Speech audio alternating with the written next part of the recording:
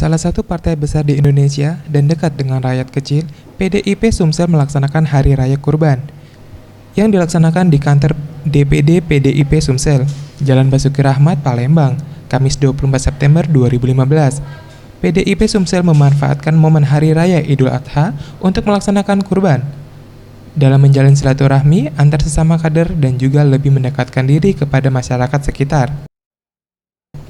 Menurut Ketua DPC PDIP Sumsel, Zulkifli Kadir, di Hari Raya Idul Adha ini ada dua makna penting yang bisa ia sampaikan.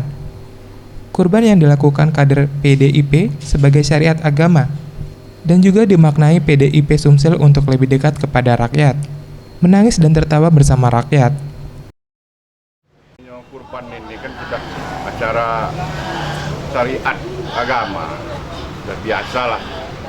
Masyarakat, baik dalam pengertian arisan kampung maupun arisan keluarga, primordial, partai.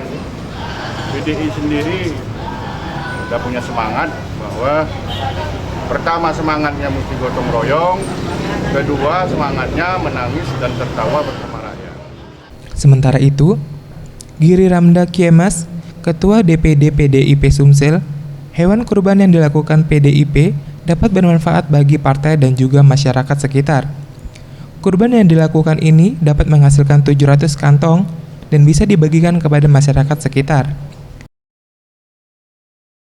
PDIP Perjuangan Sumatera Selatan beserta DPC PDIP Perjuangan Kota Palembang melakukan kurban bersama. Kita sama-sama mengumpulkan dari anggota-anggota partai baik yang di fraksi maupun yang bukan di fraksi. Tahun ini alhamdulillah terkumpul 6 ekor sapi dan 1 ekor kambing. Pelaksanaan hewan kurban di kantor PDIP Sumsel ada 4 sapi dari DPD PDIP Sumsel dan 2 sapi serta 1 kambing dari DPC PDIP Palembang. Dan sebelumnya Ketua DPC PDIP Palembang, Zulkifli Kadir, juga melaksanakan kurban bersama RT setempat di Jalan Anwar Sastro, Lorong Kulit, Kecamatan Ilir Barat 2 Palembang, dengan berkurban 5 sapi dan 2 kambing. Lady Amanta Faisal Ariantara, Sriwijaya TV.